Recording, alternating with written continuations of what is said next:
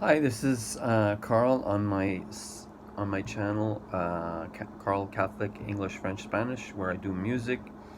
I'm a former evangelical, but even before I was a former Catholic, but I didn't know much. I was very naive and was influenced, but all is good. I'm back in the Catholic Church and the Apostolic Church.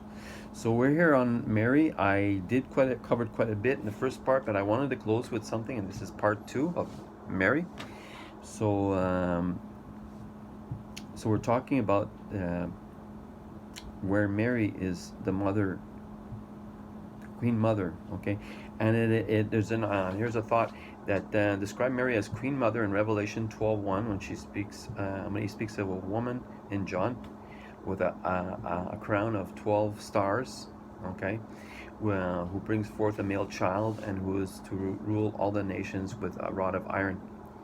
Obviously, that child is Jesus, but the language of a ruling rod of iron bespeaks his royal authority as the Messianic King. In Psalms 2, you see that in verse 9.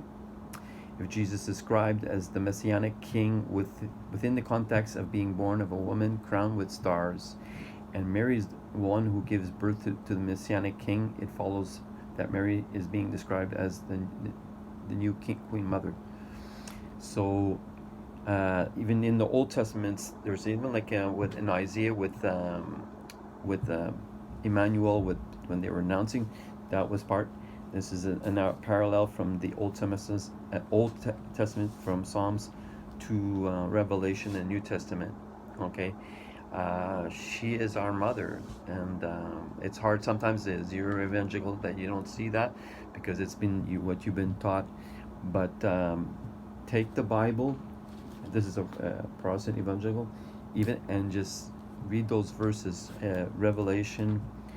Revelation 12:1, and I think there's also a second over here. I saw it. Yeah, and also 12:5, and she bore a male child who was to rule all the nations with a rod of iron. That's that parallel in Psalms 2:9. And that her child was caught up to God and his throne. So that's what I'm saying. The woman in the crown, that's Mary. If you see it.